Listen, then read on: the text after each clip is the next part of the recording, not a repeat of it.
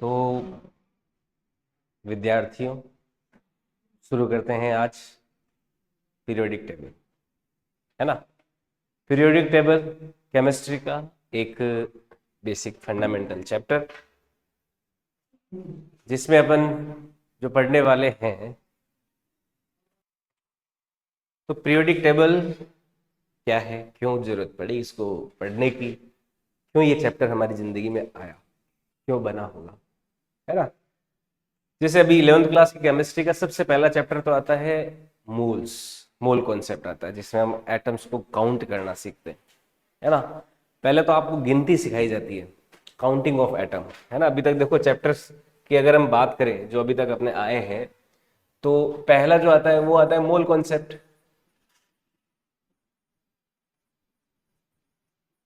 Mole concept में क्या था, इसमें होता है काउंटिंग ऑफ एटम्स, है ना। एटम्स को काउंट करना सिखाते हैं, सिखाते हैं नहीं सिखाते, काउंटिंग ऑफ एटम्स, है ना। एटम्स को काउंट करते हैं, आपको बताते हैं कि भाई 12 ग्राम कार्बन में कितने एटम्स हैं, 24 ग्राम में कितने। तो मैंने तो आपको 1 लीटर पानी की बोतल के अंदर एक एक वाटर का मॉलिक्यूल काउंट करके बता दिया था, बताया था ना। तो यहां पर तो होता है काउंटिंग ऑफ एटम, जो पहला चैप्टर था। जो दूसरा चैप्टर आता है एटॉमिक स्ट्रक्चर, जो अभी हमने फिनिश किया, काफी दिन तक क्लासेस चली। ये चैप्टर किसके बारे में है, ये चैप्टर है बारे में कि एटम दिखता कैसे है, how atom look like, how atom look like, atom कैसा दिखता है ना। उसके अंदर प्रोटॉन होते हैं, उसके अंदर न्यूट्रॉन होते हैं, उसके अंदर इलेक्ट्रॉन होते हैं। वो इलेक्ट्रॉन कैसे अरेंज किए जाते हैं, न्यूक्लियस के चारों ओर कैसे चक्कर लगाते हैं, अलग अलग एटम्स के मॉडल देखे, Thomson, Rutherford, Niels Bohr, quantum, है ना। तो दूसरा चैप्टर आता है एटॉमिक स्ट्रक्चर, कि हाउ एटम लुक लाइक।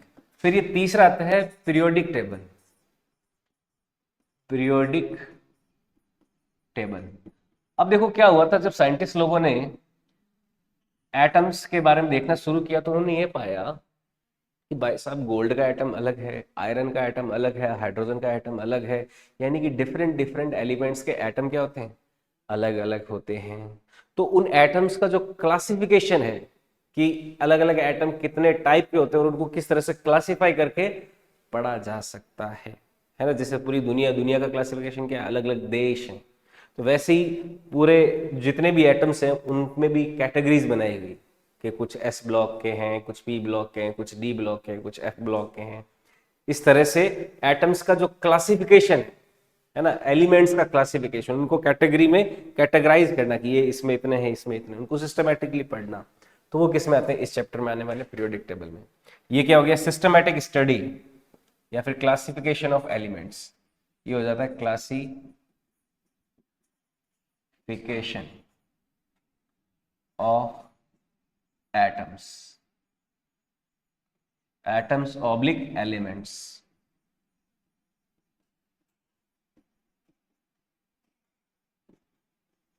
जो एटम्स या एलिमेंट्स हैं, उनका क्लासिफिकेशन अपन किस में पढ़ते हैं, पीरियोडिक टेबल में पढ़ते हैं, है ना। और फिर आता है चौथा चैप्टर इसका, केमिकल बॉन्डिंग। कौन सा आता है, फोर्थ चैप्टर आता है केमिकल बॉन्डिंग।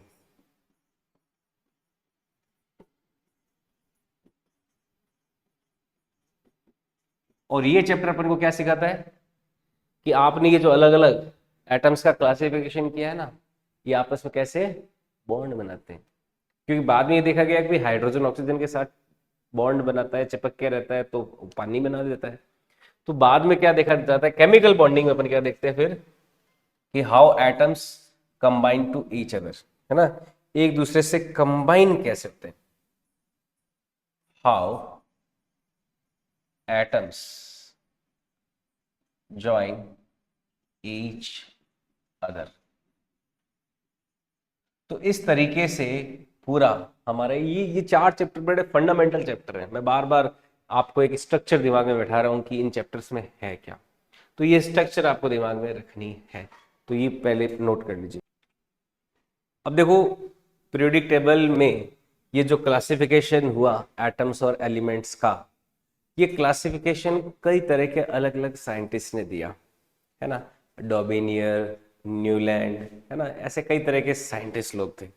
तो उन्होंने किस आधार पे, किस तरीके से ये क्लासिफिकेशन किया, वो एक एक करके पढ़ेंगे। सबसे पहले डॉबिनियन नाम के साइंटिस्ट ने एक क्लासिफिकेशन दिया जिसको बोलते हैं डॉबिनियर्स ट्रेड्स। उसने तीन तीन का ग्रुप बनाया एलिमेंट्स का जो सिमिलर प्रॉपर्टीज रखते थे। तो सबसे पहले डॉबिनियर्स trades, डॉबिनियर्स trade.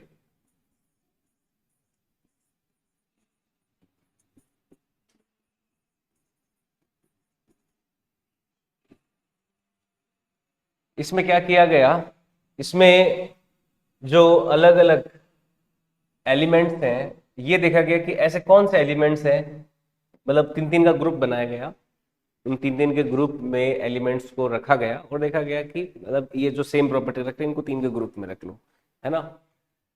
He arranged he arranged arranged elements of three elements in a group having three elements, three elements in a group having similar properties.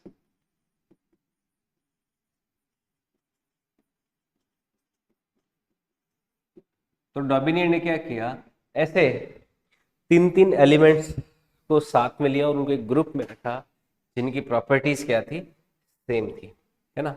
क्या क्या एग्जाम्पल है इसमें, इसमें एग्जाम्पल है, कोई बता सकता है तीन तीन के ग्रुप के क्या एग्जाम्पल है इसमें?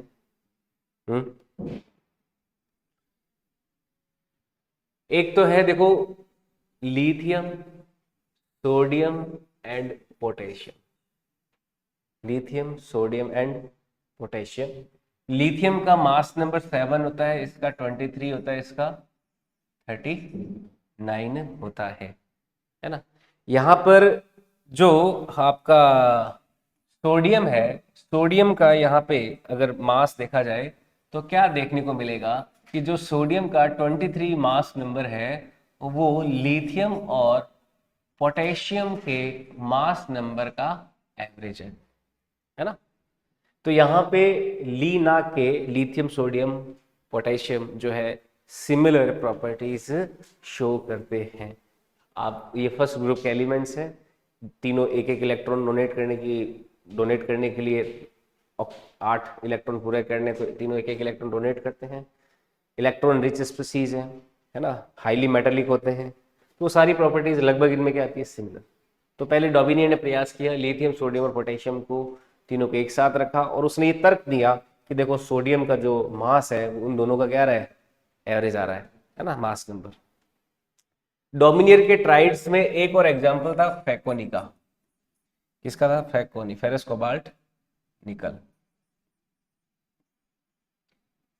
फेरस, कोबाल्ट और निकल में भी क्या है, सिमिलर प्रॉपर्टीज देखी गई। तो उसने इन तीनों को भी क्या रखा, एक ग्रुप में रखा और इनके जो एटॉमिक मासेज हैं वो लगभग यहां पर 55.85, इसका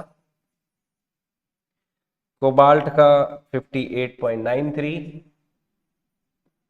और निकल का 58.71। ये देखने को मिला, यानी कि इनमें क्या सिमिलरिटी थी, इनका जो मास था वो नियरली सेम था, है ना। यहाँ पे मास क्या है, मास नियरली सेम। जो यहाँ पे मास देखने को मिला, मास नियरली सेम, लगभग क्या है इनका मास, फैकोनी का लगभग सेम है।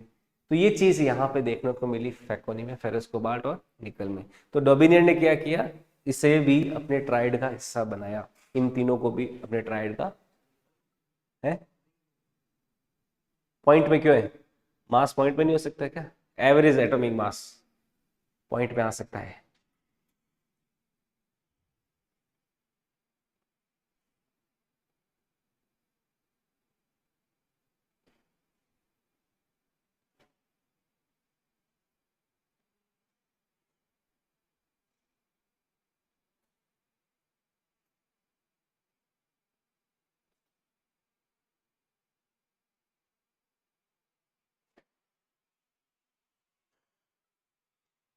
ठीक है, तो पहला ये अटेम्प्ट था डॉबिनियर का, ट्रेड्स के फॉर्म में, तीन तीन के ग्रुप में एलिमेंट्स को उसने रखा, ऐसे तीन एलिमेंट जो सिमिलर प्रॉपर्टीज शो कर रहे थे। लेकिन ये जो तरीका था इस तरह से क्लासीफाई करने का, क्योंकि ये बहुत ज़्यादा एलिमेंट्स आप देखते हो कि पीरियोडिक टेबल में 110 115 एलिमेंट्स डिस्कवर किए जा चुके हैं, तो ये खाली एक दो जगह पे ही ऐसे ग्रुप बन पा रहे थे, हर जगह नहीं बन पा रहा था, इसलिए इसको डिस्कार्ड कर दिया गया।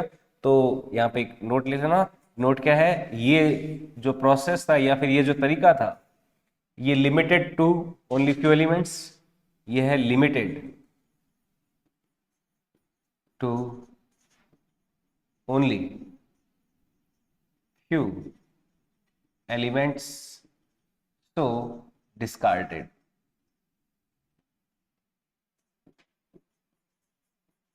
तो इसको डिस्कार्ड कर दिया, इसको काम में नहीं लिया गया, इस पे ज्यादा वर्क नहीं किया गया, उसको छोड़ दिया गया।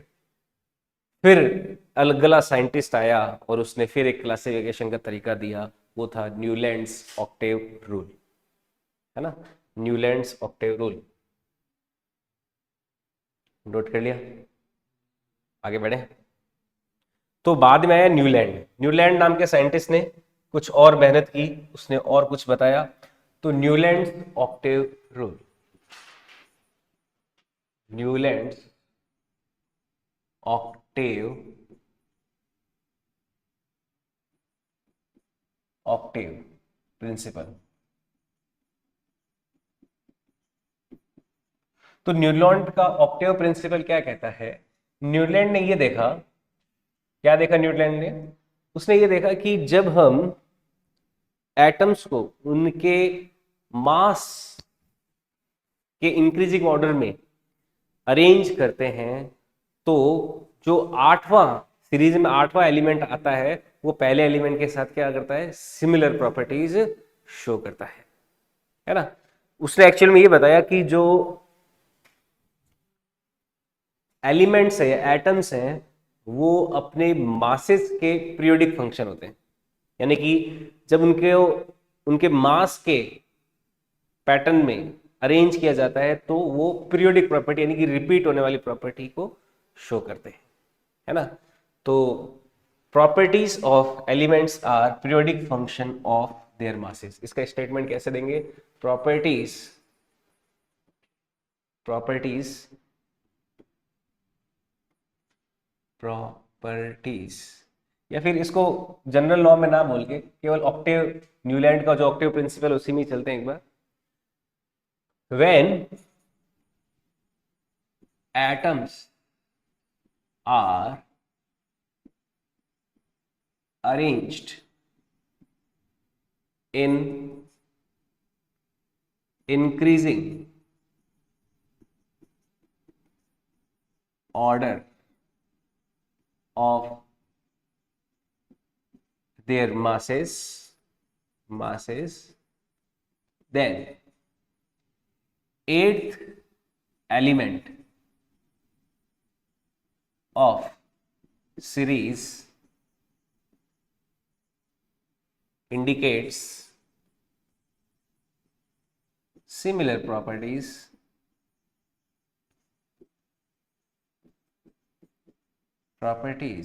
with first element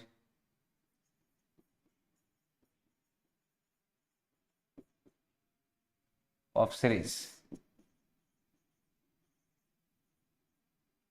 तो ये इसका स्टेटमेंट हो गया न्यूलैंड का। तो न्यूलैंड ने क्या देखा कि हम शुरुआत करते हैं, मान लीजिए लिथियम से, lithium, beryllium, boron, carbon, nitrogen, oxygen, fluorine, देखो 1 2 3 4 5 6 7, अब आठवां जो है, देखो उससे मैं जो नॉबल गैसेज है उनको एक बार, क्योंकि नॉबल गैसेज पता नहीं थी तो उनको नहीं लिया, तो फ्लोरीन के बाद में नियॉन ना लेके सीधा क्या लिया, सोडियम। तो सोडियम को क्या रख दिया गया, लिथियम के नीचे रख दिया, सोडियम के बाद में मैग्नीशियम, एल्यूमिनियम। तो ये देखा गया कि लिथियम जो है सोडियम के साथ, बेरिलियम जो मैग्नीशियम के साथ, और बोरोन जो है एल्यूमिनियम के साथ सिमिलर प्रॉपर्टीज शो कर रहा है। तो यहाँ पे ये हमें देखने को मिला कि इसको अगर मैं एक नंबर नाम दूं, A1 2 3 4 5, और ये सिक्स्थ है और ये सेवन्थ है, और ये एट्थ एलिमेंट क्या है, सोडियम के साथ, और मैग्नीशियम जो है वो बेरिलियम के साथ, और एल्यूमिनियम जो है वो इसके साथ सिमिलर प्रॉपर्टीज शो कर रहा है ना। तो ये न्यूलैंड का ऑक्टेव प्रिंसिपल था। इसने कुछ हमें चीजें और क्लैरिफाई की कि अच्छा इस तरह से क्लासिफिकेशन किया जा सकता है, हमें रास्ता मिलना शुरू हुआ, है ना। हम भटक रहे थे, तो अभी कुछ चीजें और जो है अरेंज होना शुरू हुआ।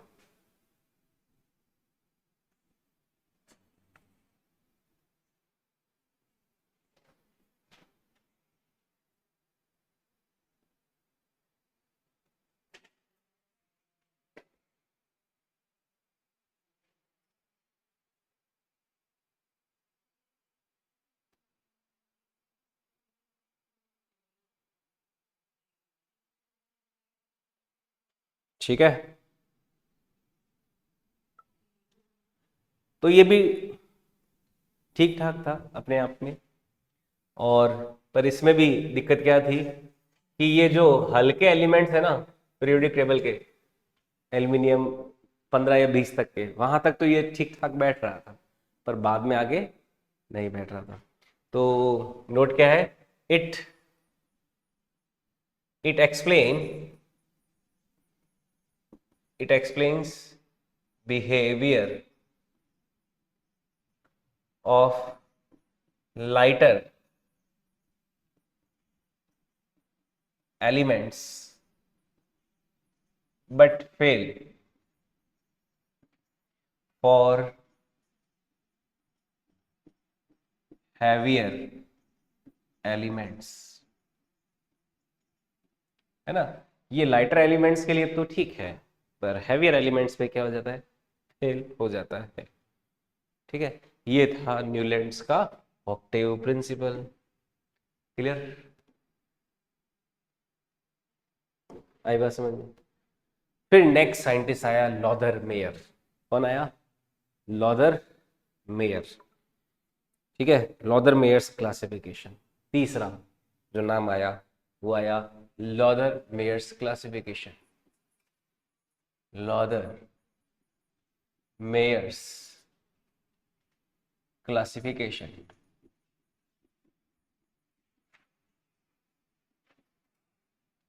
लॉदर मेयर का क्लासिफिकेशन, लॉदर मेयर ने क्या किया था, इसने क्या किया, जितने भी एटम्स थे उनका वॉल्यूम निकाला। क्या निकाला, वॉल्यूम निकाला। कैसे निकाला उसने वॉल्यूम, वॉल्यूम निकालने के लिए उसने मास में किसका डिवाइड कर दिया, डेंसिटी, है ना। लॉदरमेयर ने क्या किया, जितने भी एटम्स थे उन एटम्स का वॉल्यूम निकालना प्रारंभ किया, वॉल्यूम निकाल निकाल के देखा, तो उसमें मास का क्या किया, डेंसिटी का डिवाइड करता गया, तो हर एटम का क्या आता गया, वॉल्यूम आता गया। फिर लॉदरमेयर ने क्या किया, इस वॉल्यूम का जो प्रॉपर्टीज है उनके साथ ग्राफ ड्रॉ किया, है ना। जैसे जैसे वॉल्यूम बढ़ा रहा है और कुछ प्रॉपर्टी लिया। प्रॉपर्टी देखो क्या हो सकता है, बॉइलिंग पॉइंट, मेल्टिंग पॉइंट, है ना, मेटेलिक प्रॉपर्टी, एल्कलाइन प्रॉपर्टी, ये कई तरह की प्रॉपर्टियां होती है जो अभी आगे पढ़ेंगे अपन। तो उसने क्या किया, वाई एक्सिस पे तो प्रॉपर्टीज ली और एक्स एक्सिस पे क्या ले लिया, वॉल्यूम। तो उसने क्या देखा कि कुछ जो टॉप क्रिस्ट पे कुछ आते हैं, मतलब कुछ टॉप पे आते हैं कुछ बॉटम पे आते हैं, और कुछ एक पीरियोडिक प्रॉपर्टीज शो हो रही थी। ज़्यादा डिटेल में नहीं जाएंगे, सिंपल सा इसका एक लॉदरमेयर का स्टेटमेंट अपन ध्यान में रखेंगे कि जो एलिमेंट्स या एटम्स हैं उनका जो प्रॉपर्टीज है वो वॉल्यूम के क्या होती है, पीरियोडिक फंक्शन होती है ना। तो इसने क्या देखा कि properties of elements are properties of elements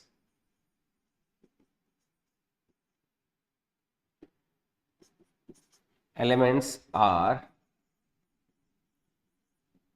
periodic functions of their volume. ठीक है, तो जो प्रॉपर्टीज है एलिमेंट्स की, वो उसके वॉल्यूम का पीरियोडिक फंक्शन होता है। ठीक है।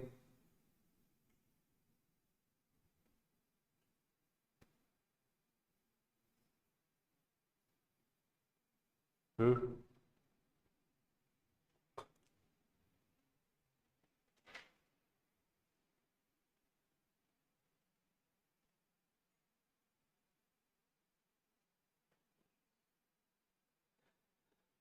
पर इसमें भी कुछ ज्यादा बात नहीं थी, हालांकि ये ध्यान रखना कि वॉल्यूम के बारे में ज्यादा बात की थी, तो इसकी कोई प्रैक्टिकल यूटिलिटी नहीं थी इस प्रिंसिपल की या इसकी, कि कोई अपन पीरियोडिक टेबल बना पाए, है ना।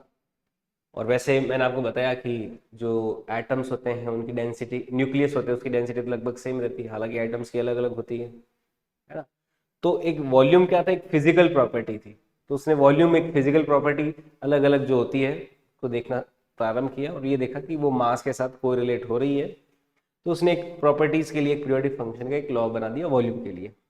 लेकिन इसकी कोई प्रैक्टिकल यूनिट यूटिलिटी नहीं थी, इस वजह से इसको डिस्कार्ड कर दिया। तो इसमें एक नोट आ जाएगा, discarded due to no practical unit utility. Discarded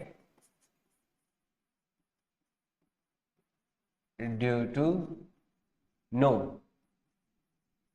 practical utility.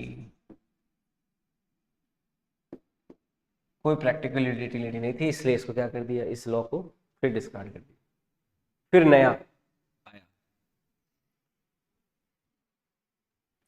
फिर किसने दिया था, कौन था अगला साइंटिस्ट, मेंडलीव।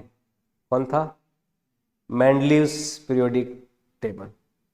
तो मेंडलीव ने क्या दिया था, कुछ मॉडर्न पीरियोडिक टेबल का अरेंजमेंट देना प्रारंभ किया था, और उसके बाद में हमारी जो मॉडर्न पीरियोडिक टेबल थी वो बननी शुरू हो गई थी, है ना। मेंडलीव की पीरियोडिक टेबल के कुछ बहुत ही अच्छे अच्छे रिजल्ट्स थे, जिसमें उसने कुछ ऐसे एलिमेंट्स को डिस्कवर कर दिया था जिनके बारे में पहले हमें नहीं पता था, और उसने प्रिडिक्ट कर दिया था कि भविष्य में डिस्कवर किए जाएंगे, तो इनकी ये प्रॉपर्टीज होगी, तो वो उसकी सबसे बड़ी बात थी। तो नेक्स्ट लेते हैं Mendeleev's periodic table. Mendeleev's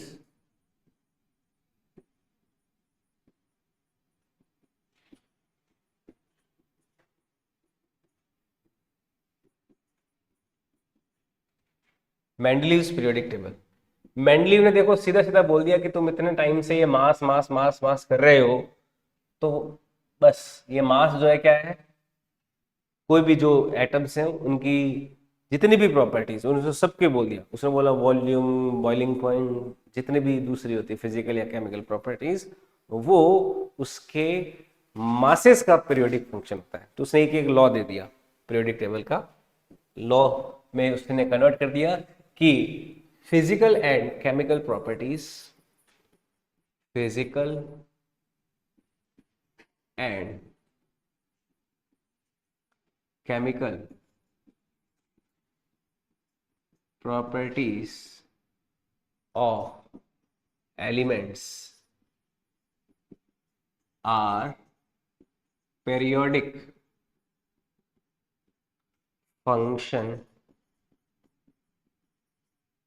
functions of their masses।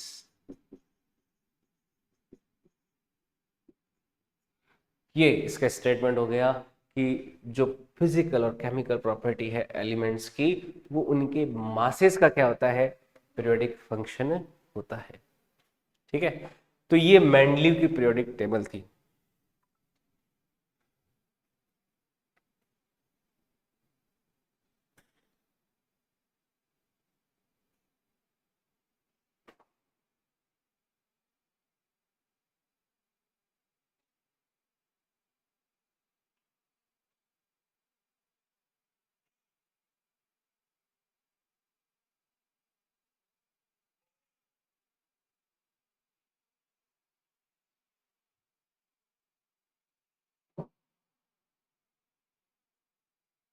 ठीक है, मेंडलीव ने अरेंज किया।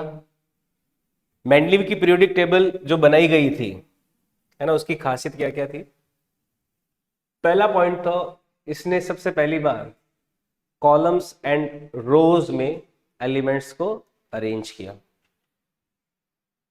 ही अरेंज्ड, या फिर elements were arranged in column and rows. Elements were arranged in columns and rows. Elements को कैसे अरेंज किया गया? कॉलम एंड रोज में अरेंज किया गया। पहली बात तो उसने, सबसे बड़ा बात उसकी ये थी। दूसरी बात जो सबसे प्यारी थी मेंडलीव की पीरियोडिक टेबल की, उसने कुछ ऐसे एलिमेंट प्रेडिक्ट किए थे जो उस समय डिस्कवर नहीं हो रखे थे, है ना। तो ही प्रिडिक्टेड सम अनडिस्कवर्ड एलिमेंट्स, और जो एक्यूरेटली प्रिडिक्ट किए थे उसने, है ना, तो ये सबसे बड़ी बात थी। ही प्रिडिक्टेड he predicted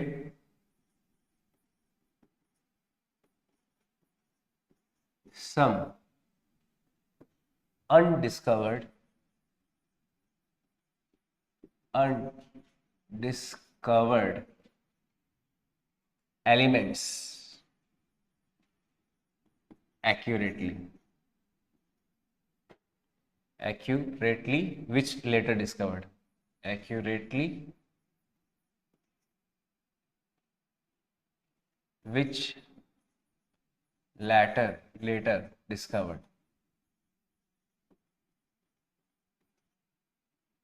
तो ये कौन कौन से एलिमेंट थे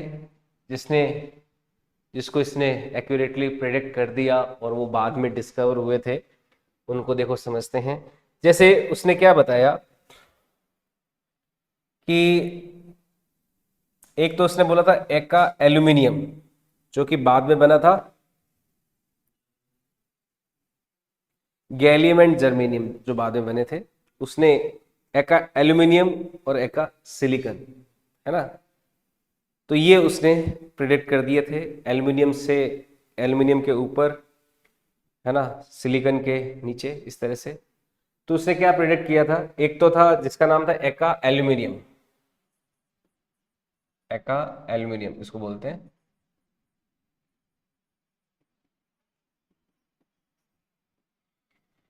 और एक था एका सिलिकॉन। पहले एका एल्यूमिनियम था, जिसको बाद में बोला गया क्या? गैलियम। ये नाम ध्यान रखना, गैलियम। एका एल्यूमिनियम को बाद में बोला गया था गैलियम। उसने एका एल्यूमिनियम की कुछ प्रॉपर्टीज लिखी थी जो गैलियम के सिमिलर पाई गई थी। और एक था एका सिलिकॉन,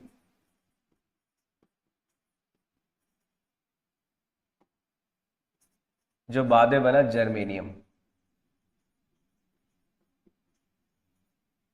ठीक है, तो ये इसकी खासियत थी इस पीरियोडिक टेबल की।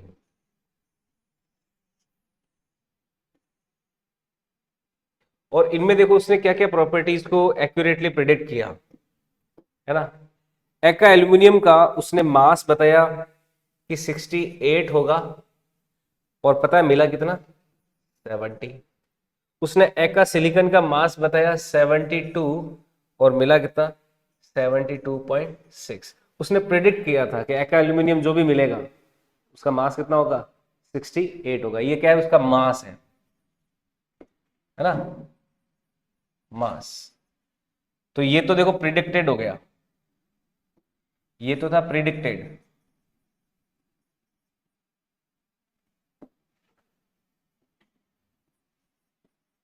और ये हो गया फाउंड, जो पता चला, है ना। ये प्रिडिक्टेड हो गया,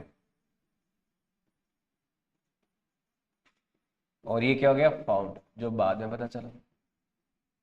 तो सबसे पहले तो देखो मास के बारे में जो हमें जानकारी मिली, एका एल्यूमिनियम को प्रिडिक्ट कर दिया गया था 68 होएगा, और गैलियम के नाम, जिसको बाद में गैलियम नाम दिया गया, और कितना मिला वो?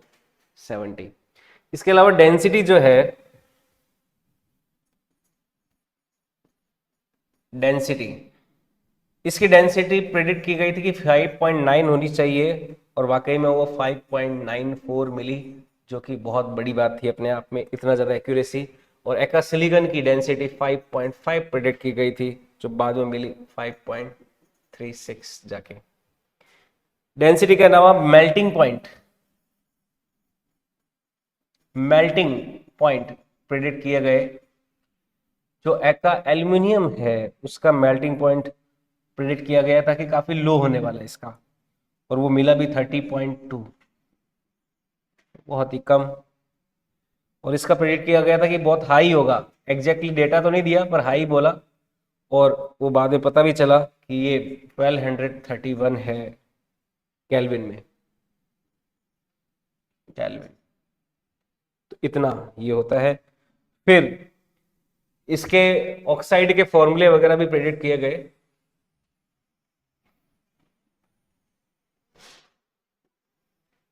और भी देखो क्या क्या प्रिडिक्शन दिए गए थे इसके बारे में। जो ऑक्साइड फॉर्मूला है,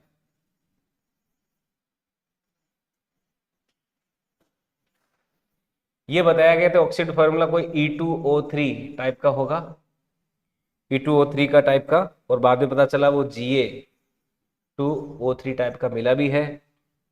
इसका फॉर्मूला प्रेडिक्ट किया गया कि EO2 टाइप का ऑक्साइड का फॉर्मूला होगा, और बाद में वो GeO2 जर्मेनियम ऑक्साइड GeO2 के रूप में मिला। इसका जो क्लोराइड फॉर्मूला है, क्लोराइड फॉर्मूले का मतलब कि क्लोराइड के साथ कैसे बॉन्ड बनाता है, ये प्रेडिक्ट किया गया ECl3, और ये पता चला GaCl3 के फॉर्म में। और इसके साथ था कि ECl4 होगा ये, और ये पता चला GeCl4। तो इतनी बातें प्रेडिक्ट की गई और वो सही साबित हुई थी। इस पीरियोडिक टेबल की एक खासियत है, मेंडलीव की पीरियोडिक टेबल की। तो उसके लिए ये हमें ध्यान में रखते हुए पढ़ना ही पढ़ना होता है। ठीक है, ये है मेंडलीव का पीरियोडिक टेबल।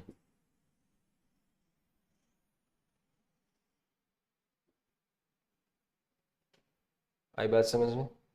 जिसमें मेंडलीव ने सक्सेसफुली कुछ एलिमेंट्स को प्रेडिक्ट किया, और सरप्राइजिंगली वो सारी बातें सही साबित हुई थी। वो सारी बातें हमें एग्जैक्टली या फिर उसके आसपास मिली थी। इस वजह से मेंडलीव को बहुत ज़्यादा इज्जत दी गई कि ये बात बंदा सही बोल रहा है, क्योंकि जो चीज़ें मिली नहीं और उसके बारे में भी आप प्रेडिक्ट कर दो, तो कुछ तो बात है उसकी थ्योरी में, कुछ तो बात है उसके वर्क में, है।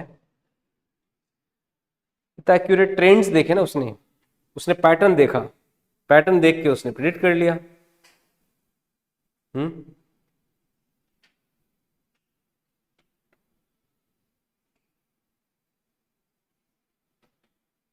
ठीक है, पैटर्न देखा ना। जैसे मान लो मैं ये देख रहा हूं कि तुम्हारे आए हैं 20 नंबर, तुम्हारे पास वाले के हैं 19, फिर उससे आगे वाले के हैं 20, तो फिर उस आगे वाले कितने होंगे? हाँ, 19 होंगे ना। तो प्रेडिक्ट कर लिया ना तुमने। तो वैसे ही पैटर्न जब देखते हैं ना अपन, तो उसने अरेंजमेंट किया, अरेंजमेंट करने से उसने क्या किया, एक पैटर्न देखा। तो पैटर्न देखा तो कि यहाँ पे खाली जगह आ रही है, अभी कोई बैठा नहीं है। जैसे मान लो तुम्हारे 20 है, फिर 19 है, फिर 20 है, और वहां पे कोई दूसरा बच्चा बैठा भी नहीं है, और तुमसे पूछो कि वो आएगा तो उसके नंबर कितने होंगे? 19। तुमने प्रेडिक्ट कर दिया ना। तो उसने खाली जगह देखी, खाली जगह देखी कि अभी कोई इस मास नंबर का कोई एलिमेंट हमें मिला नहीं है, 70 मास नंबर का कोई एलिमेंट मिला हुआ नहीं था उस समय। तो उसने प्रेडिक्ट किया कि उसका मास नंबर 70 के आसपास होगा। ठीक है, और वो ऐसा कुछ निकल भी गया। समझ आए बात? 70 के आसपास 68 था, उसने 68 प्रेडिक्ट किया था, 70 के आसपास मिल गया। ठीक है, तो ये मेंडलीव की पीरियोडिक टेबल की कुछ खास बातें थी, जिस वजह से इसको बहुत अच्छा एक सपोर्ट मिला। तो ये तो बात समझ में आ गई कि पीरियोडिक जो प्रॉपर्टीज है वो किसी ना किसी पीरियोडिक फंक्शन को फॉलो कर रही है, यानी कि प्रॉपर्टीज वापस रिपीट हो रही है है ना। दुनिया में जितने भी एटम्स बने हैं ये किसी ना किसी पैटर्न को फॉलो कर रहे हैं, ये किसी न किसी पैटर्न को फॉलो कर रहे हैं। अब देखो ये इतने सारे एलिमेंट्स हैं, इनको अपन एक साथ तो याद तो नहीं कर सकते ना, एक साथ याद नहीं कर सकते। उसका भी एक बहुत बड़ा एडवांटेज है पीरियोडिक टेबल का कि आप कुछ सिमिलर प्रॉपर्टीज के एलिमेंट्स क्या रख दो, एक ग्रुप में रख दो। सिमिलर प्रॉपर्टीज के एलिमेंट्स का एक ग्रुप बना दिया कि इनकी सारी प्रॉपर्टीज सिमिलर है। अब आपको हर एक इंडिविजुअल एलिमेंट याद नहीं करना, उसके 10-15 जो साथ में ग्रुप में बन गए एटम्स या एलिमेंट्स उनको याद कर लो। तो ये पीरियोडिक टेबल इसलिए ज़रूरत पड़ी हमें, और इन लोगों ने बहुत मेहनत की, बहुत काम किया, और उस वजह से हम आज पूरी जो लॉन्ग पीरियोडिक टेबल है वो अपने देख पाते हैं। देखते हैं ना पोस्टर वगैरह ऐसे बने हुए होते हैं किताबों के पीछे भी और अलग अलग जगह पे। समझ में आया? अब इतनी ज़्यादा अच्छी थी तो मेंडलीव की पीरियोडिक टेबल को फिर आगे कंटिन्यू कर दिया गया होगा, लेकिन कंटिन्यू नहीं किया, है ना। इसमें कुछ दिक्कतें थी। इसकी दिक्कतें क्या थी, है ना, लिमिटेशंस क्या थी, उनको समझ लेते हैं। लिमिटेशंस क्या क्या है इस पीरियोडिक टेबल के।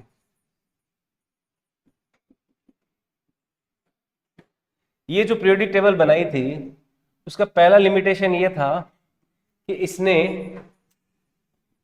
हाइड्रोजन की पोजीशन को सर्टेनिटी नहीं दी कि भाई हाइड्रोजन कहाँ रखे, है ना। No certainty in position of hydrogen, no certainty in position of hydrogen.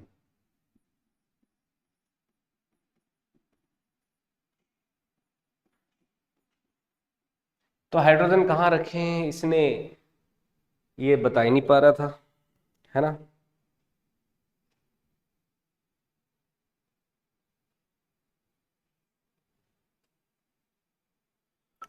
एक दिक्कत सबसे बड़ी जो आ रही थी, आप ये जानते हो आइसोटोप्स क्या होते हैं, जिनका जिनका क्या होता है, एटॉमिक नंबर सेम हो लेकिन मास नंबर अलग अलग। अब अपन हाइड्रोजन में ही बात करें तो हाइड्रोजन के 3 आइसोटोप्स, 1H1, 1H2, 1H3। तो अब हाइड्रोजन को जब जगह देंगे तो हाइड्रोजन के तो 3 अलग अलग आइसोटोप्स आ जाएंगे, तो उन तीनों को क्या देनी पड़ेगी, अलग अलग जगह देनी पड़ेगी ना। तो पीरियोडिक टेबल में किसी के 10 आइसोटोप है, 10 जगह खा जाएगा एक एलिमेंट ही। समझ में आया बात? तो ये सबसे बड़ी दिक्कत थी कि जो आइसोटोप्स है उनको सेपरेट पोजीशन देना चाहिए, वो दिया नहीं गया, है ना। इसके अनुसार तो देना चाहिए ना, भाई मास अलग अलग है तो हर एक अपना मास है, तो हर एक अपना मास क्या करेगा, अलग अलग प्रॉपर्टी शो करेगा, क्योंकि उसने बोला है ना कि प्रॉपर्टीज जो है पीरियोडिक फंक्शन है मासेस की। समझ आई बात? तो मास की बात हो रही है तो पूरी बात करें। तो दूसरी लिमिटेशन क्या थी, no separate positions were given to isotopes. तो आइसोटोप्स को जो है सेपरेट पोजीशंस नहीं दी गई। बहुत बड़ा लिमिटेशन था ये। जब आप मास की बात कर रहे हो तो फिर यहाँ पे चेंज क्यों हो रहे हो।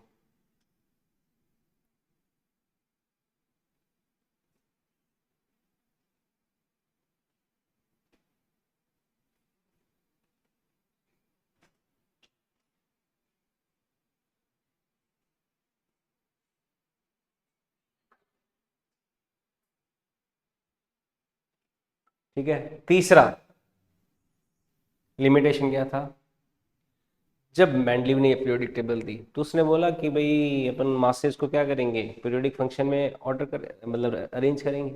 पर उसने खुद ही भी क्या है एक दो जगह पे ये बात फॉलो नहीं की।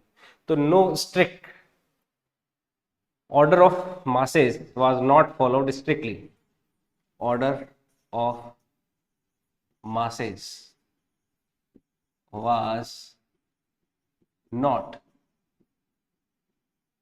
followed strictly।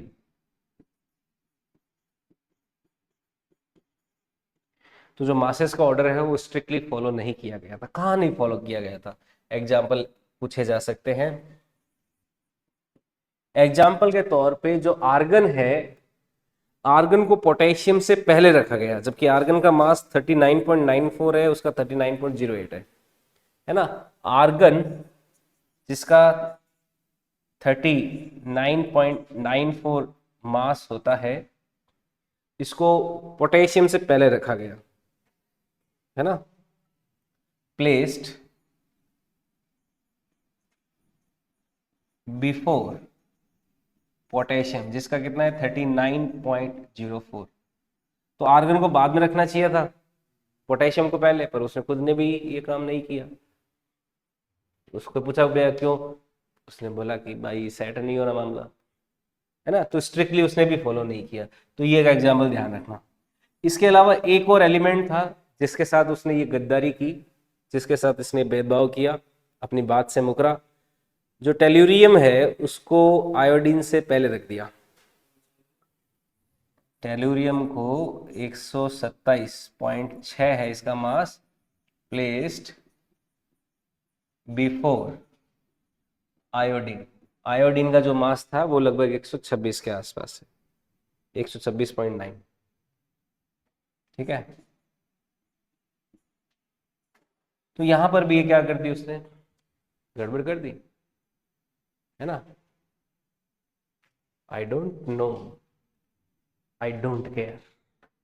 साउथ की एक मूवी अभी देख रहा था, Balwant Kesari, I don't care, नीचे लिखा होता है उसके, मूवी का नाम है Balwant Kesari, I don't care. खतरनाक मूवी है। बस उसकी अभी एक अखंडा भी आएगी। अभी अखंडा एक मूवी थी, उसका ट्रेलर देखा, उसमें जो हीरो है नांद मुंदी बालाकृष्ण कुछ नाम है उसका, एकदम 55-60 साल का है, पर मूवी ऐसे बनाता है कि वन मैन आर्मी टाइप। अभी अखंडा का ट्रेलर देखा था जिसमें वो बाबा बन के त्रिशूल को ऐसे घुमाता है, और सारे जो आसपास के गुंडे ऐसे थर थर थर थर एकदम मार देता है उनको, है। आ, तो ये लिमिटेशंस थी किसकी, मेंडलीव की। मेंडलीव ने जो पीरियोडिक टेबल बनाई उसमें ये लिमिटेशंस चल रही थी, है ना। बाकी तो नॉर्मल लिमिटेशंस हैं। एक लिमिटेशन और है कि भाई इससे ये पूछा गया कि देखो, आप ये कह तो रहे हो कि जो प्रॉपर्टीज है वो पीरियोडिक फंक्शन होती है मासेस की, पर क्यों होती है, पर क्यों होती है, ऐसा क्यों होता है। तो उसके पास इसका एक्सप्लेनेशन नहीं था। तो no explanation, no explanation for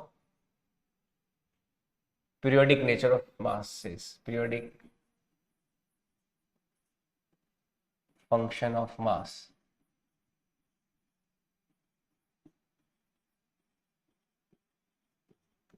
भाई मासेस का पीरियोडिक फंक्शन क्यों है, इसका एक्सप्लेनेशन नहीं था। बस ये लिमिटेशंस थी इस मेंडलीव की पीरियोडिक टेबल की। इन्हीं लिमिटेशंस को दूर करने के लिए कौन आया, कौन आया, मोजले। कौन आया, मोजले। मोजले ने क्या दिया फिर, अपना पीरियोडिक लॉ दिया। उस पीरियोडिक लॉ के अकॉर्डिंग पूरी मॉडर्न पीरियोडिक टेबल जो आज हम देखते हैं वो बन गई, वो बना दी गई, है ना। तो नेक्स्ट हमारी जो पीरियोडिक टेबल रहेगी वो रहेगी मोजले की पीरियोडिक टेबल। ओके, आज के लिए इतना ही।